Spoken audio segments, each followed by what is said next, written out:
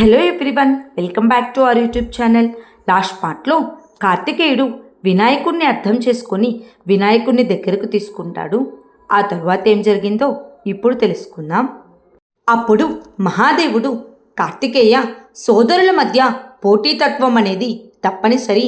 ఈ పోటీతత్వం అనేది ప్రకృతి సిద్ధం. ఈ భావన మంచిది, మంచే చేస్తుంది. అది మీకు భౌతికంగాను వ్యక్తిత్వ వికాసానికి తోడ్పడుతుంది. ఇదే భావన చెడు అయితే అది బాధ, వేదనను కలిగిస్తుంది. నీవు ఎల్లప్పుడూ కూడా నేను, మీ అమ్మ, వినాయకుడినే సమర్థించామనుకుంటున్నావు. కానీ నిజం చెప్పాలంటే తల్లిదండ్రులకు తమ సంతానమే తమ జీవితం. ప్రేమ భావన హృదయాన్ని నిర్మిస్తుంది. ఆ ప్రేమ ఒకరిపై ఎక్కువ, ఒకరిపై తక్కువ ఉండదు. కార్తికేయ, వినాయక, మీ ఇద్దరిలో మా ఇద్దరి శక్తి ఉంది. అలాంటప్పుడు ఎక్కువ తక్కువ ప్రేమ ఎలా ఉంటుంది అని అంటాడు. వెంటనే పార్వతీదేవి, ప్రేమ సమానం, శక్తి కూడా సమానమే. మీ ఇద్దరి జన్మల ఉద్దేశం వేరైనప్పటికీ కార్తికేయ, నువ్వు దేవతల సేనా నాయకుడివి. మరి వినాయక, నీవు గణాలకు నాయకుడివి. ఇదే మీ జన్మల యొక్క సంపూర్ణ ఉద్దేశం అని అంటుంది. మహాదేవుడు పార్వతీదేవి మాటలు విన్న కార్తికేయుడు, అమ్మ, నాన్న, నా వల్ల తప్పు జరిగింది, నన్ను క్షమించండి అని అంటాడు.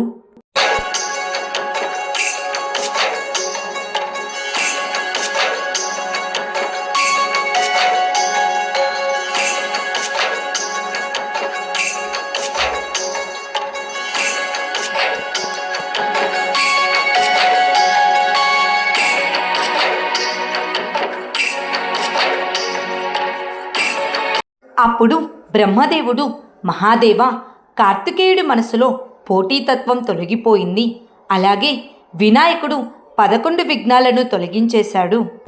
ఇక నాకు సాధనకు సమయం అయిందని చెప్పి బ్రహ్మదేవుడు తన సాధన చేసుకోవడానికి వెళ్ళిపోతాడు.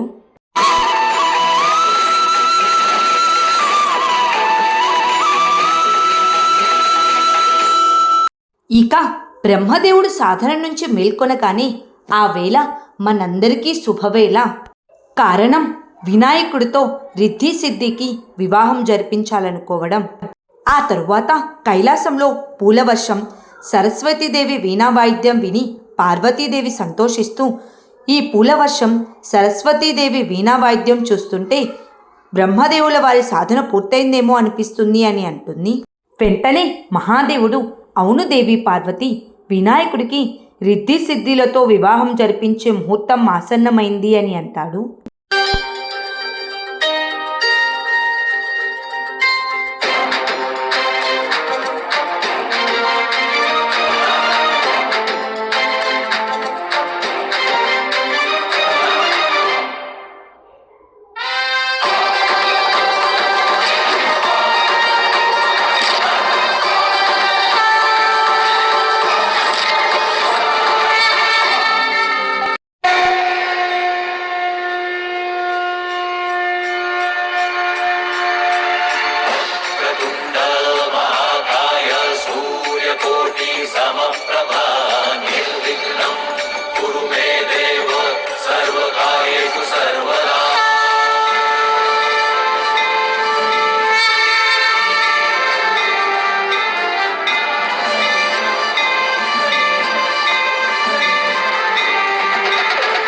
ఆ తరువాత వినాయకుడు కార్తికేయుడి దగ్గరికి వెళ్ళి, సోదరా, ఒక లక్ష్యాన్ని పెట్టుకొని ఆ లక్ష్యాన్ని ఛేదించడంలో వచ్చే ఆనందమే వేరుగా ఉంటుంది.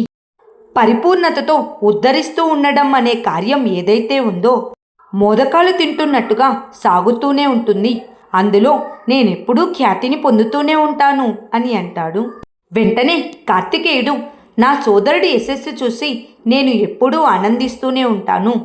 నీకిష్టమైన మోదకాలతో పాటు నాకిష్టమైన నారాయణ లడ్డూలను కూడా నువ్వే తిను. ఈ రోజు వరకు నువ్వు గడించిన కీర్తికి ఇది నేనిచ్చే బహుమానం అనుకో అని అంటాడు.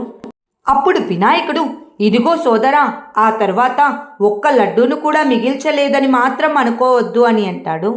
వెంటనే కార్తికేయుడు, నీకు ఆ స్వేచ్ఛనిస్తున్నాను అని అంటాడు. అప్పుడు వినాయకుడు, ఎక్కడా, నువ్వు నాకెప్పుడైనా స్వేచ్ఛనిస్తే కదా అని అంటాడు. వెంటనే కార్తికేయుడు స్వేచ్ఛనివ్వకపోతేనేం ఆ ప్రేమనైతే ఇస్తున్నాను కదా అని ఇద్దరూ సరదాగా నవ్వుకుంటూ ఉంటారు.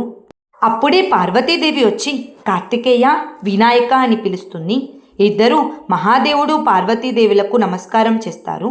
అప్పుడు వినాయకుడు, అమ్మా నాన్న, మీరే స్వయంగా వచ్చారంటే ఏదో మహత్కర కార్యమే అయి ఉంటుంది అని అంటాడు. అప్పుడు పార్వతీదేవి, ఖచ్చితంగా అది విశేష కార్యమే. ఈ విశేషమైన కార్యాన్ని విశేషంగా చెప్పడానికి ఒక వ్యక్తి కూడా వచ్చారు అని అంటుంది.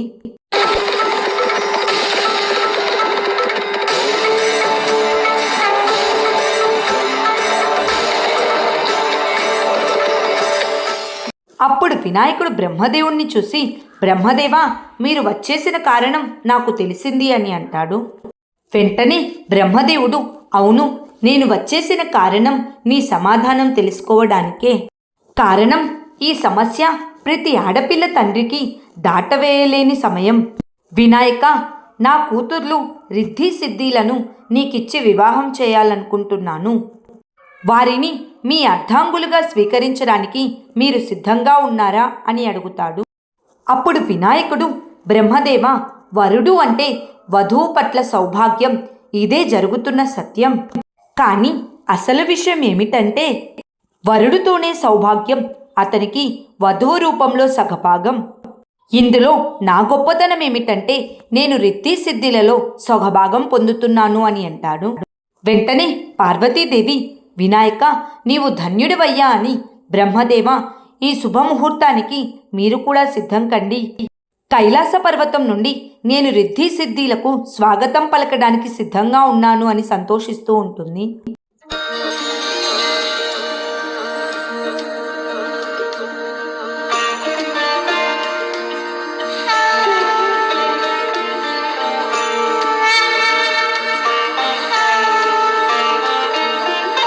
ఆ తరువాత పార్వతీదేవి కానుకలను తీసుకుని రిద్ధి సిద్ధిల దగ్గరకు వెళ్ళి వరుడు ఇంటి నుండి వధువు ఇంటికి అందిస్తున్న కానుకలు అని చెప్తుంది.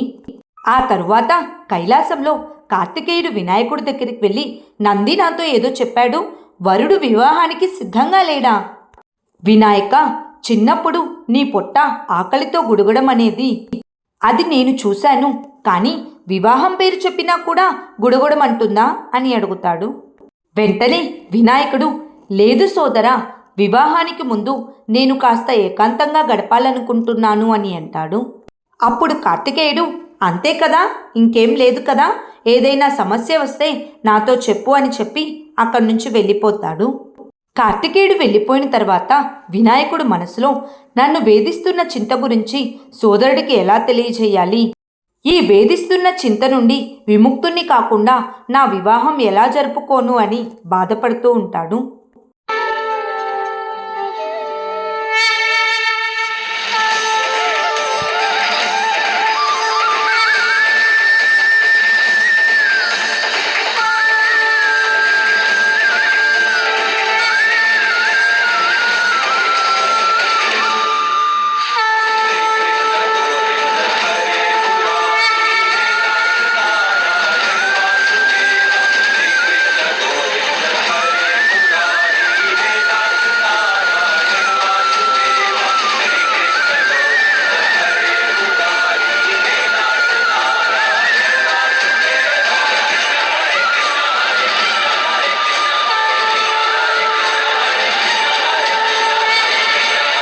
అదే సమయంలో శ్రీకృష్ణుల వారు వినాయకుడి దగ్గరికి వెళ్ళి, ప్రణామాలు వినాయక అని అంటాడు.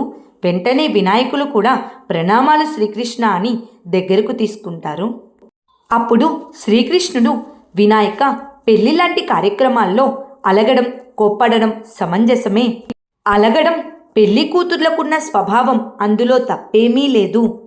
కానీ నేనిక్కడ చూస్తున్నదేంటి, ఇక్కడ వరుడే స్వయంగా అలిగి ఉన్నాడే, ఇది నాకొక కొత్త అనుభవం అని అంటాడు. వెంటనే వినాయకుడు, ఇది అలిగి ఉండడం కాదు శ్రీకృష్ణ, కొద్దిగా బాధపడుతున్నాను అంతే అని అంటాడు. అప్పుడు శ్రీకృష్ణుడు, బాధపడుతున్నావా, నిన్ను అంతగా బాధ పెడుతున్న సమస్య ఏంటో నాతో చెప్పొచ్చు కదా అని అంటాడు. అప్పుడు వినాయకుడు, ఈ బాధ ఉద్దేశ్యంతో కూడినది, రిద్ధి సిద్ధిలతో నా వివాహం వలన మనుష్య జీవితంలో సుఖశాంతులు సమృద్ధి పరిపూర్ణమవుతాయి, ఇది నిజం. కానీ ఒకవేళ నేను ఈ ఉద్దేశాన్ని నిర్వర్తించకపోతే అని అంటాడు. వెంటనే శ్రీకృష్ణుడు కూడా ఆలోచిస్తూ, అయితే ఓరి దేవుడా, నిజమే చెప్పావు వినాయక, ఇది బాగా ఆలోచించవలసిన విషయమే. ఇప్పుడు మనం ఏం చేస్తే బాగుంటుంది వినాయక? నాకేమనిపిస్తుందంటే మనం ఈ ఆలోచన నుండి బయటపడాలంటే ఒక మహాజ్ఞానిని కలిసి ఆయన్నడిగి సలహా తీసుకోవాలి. ఆ జ్ఞాని ఎటువంటి వాడై ఉండాలంటే ఆ జ్ఞాని దగ్గర భగవద్గీత జ్ఞానం ఉండాలి. అప్పుడే నీ బాధకు నివారణ దొరుకుతుంది అని అంటాడు. వెంటనే వినాయకుడు, శ్రీకృష్ణ, అల్లరి చేయడంలో నువ్వు నన్ను ఎప్పుడో మించిపోయావు అని అంటాడు. అప్పుడు శ్రీకృష్ణుడు, ఇది అల్లరి కాదు వినాయక, నీ స్మృతిని మేల్కొల్పే ఒక ప్రక్రియ. నేను గీతాజ్ఞానాన్ని అర్జునుడికి ఇచ్చి ఉన్నాను, కానీ వ్యాసుడు చెప్పేటప్పుడు రాసింది నువ్వే కదా. కొంచెం ఆ స్మృతిని మేల్కొల్పు. నేను అర్జునుడికి ఎలా ఉపదేశించాను, దాన్నే ఆపాదించుకో అని అంటాడు.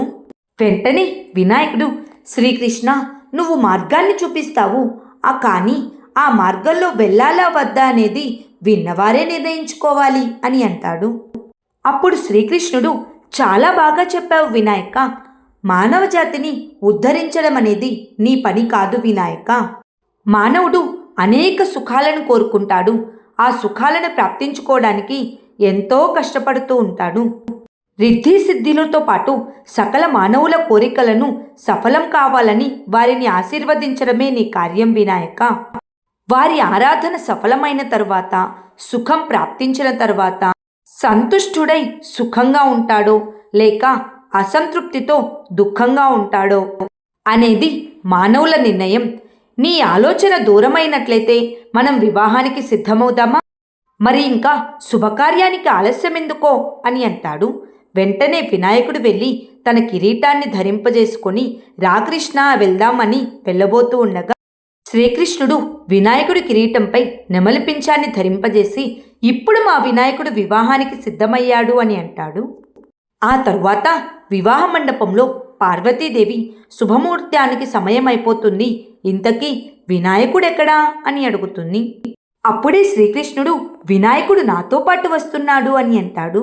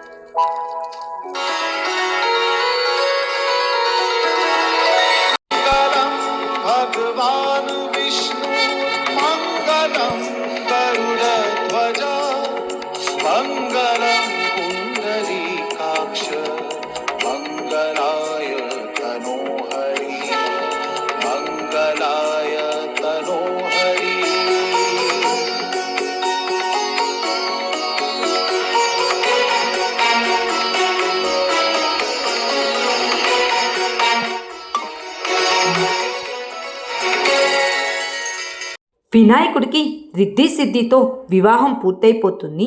వినాయకుడు రిద్ధి సిద్ధి అందరి దగ్గర ఆశీర్వాదం తీసుకుంటారు.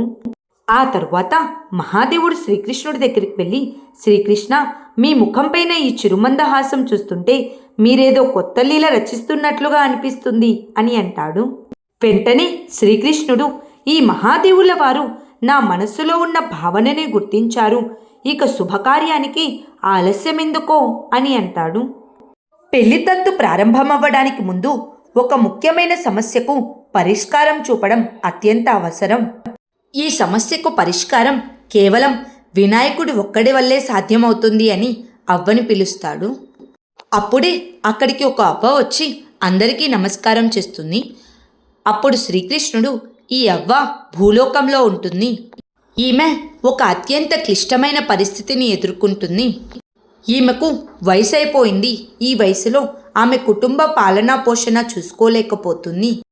ఈవిడ కోరికేమిటంటే, ఓ వినాయక, నువ్వే ఈవిడ యావత్ కుటుంబం యొక్క కష్టాలను తీర్చి ఆవిడకు ఆవిడ కుటుంబానికి సర్వసుఖాలను ప్రాప్తింపచేయాలి. తన కుటుంబానికి ఉన్న 11 విఘ్నాలను నువ్వే తొలగించాలి. వినాయక, ఒకవేళ నువ్వే ఆవిడకు తోడుగా లేకపోతే ఇక ఆవిడ సమస్యను ఎవరు పరిష్కరిస్తారు చెప్పు. నేను దీని గురించి ఎంతగానో ఆలోచించాను, కానీ నాకు నివారణ ఉపాయం మాత్రం దొరకలేదు. కానీ నాకు మాత్రం నీ మీద పూర్తి నమ్మకం ఉంది. వినాయకుడు మాత్రమే ఈ సమస్యను పరిష్కరిస్తాడు, అవునా అని అడుగుతాడు. వెంటనే వినాయకుడు, శ్రీకృష్ణ, నువ్వు నాకు సూచిస్తున్నది నేను అర్థం చేసుకున్నాను. అలాగే నీ మనసులో ఉన్నది కూడా నేను అర్థం చేసుకున్నాను అని. అవ్వా, మీరేమీ బాధపడకండి. మీ కోరిక, మీ పరివారంలోని కోరిక తీర్చడానికి స్వయంగా నేనే మీ ఇంటికి వస్తున్నాను. 11 రోజులు నేను మీ ఇంట్లోనే ఉంటాను. ఇలా ఈ 1 సంవత్సరమే కాదు, ప్రతి సంవత్సరమూ వస్తాను. కానీ నాదొక చిన్న కోరిక.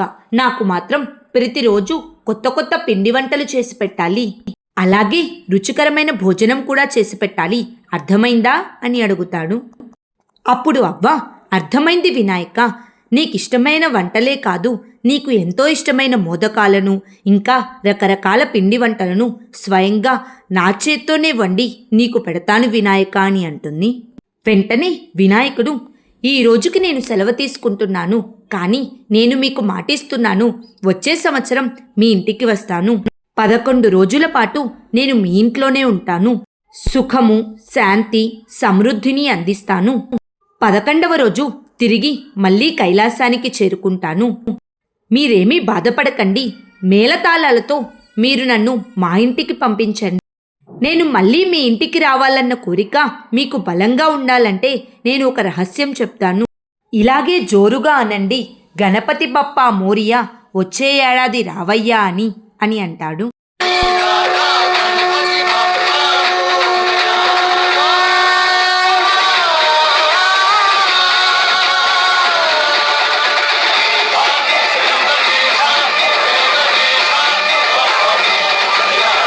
Please like, share and subscribe to our YouTube channel. Thank you.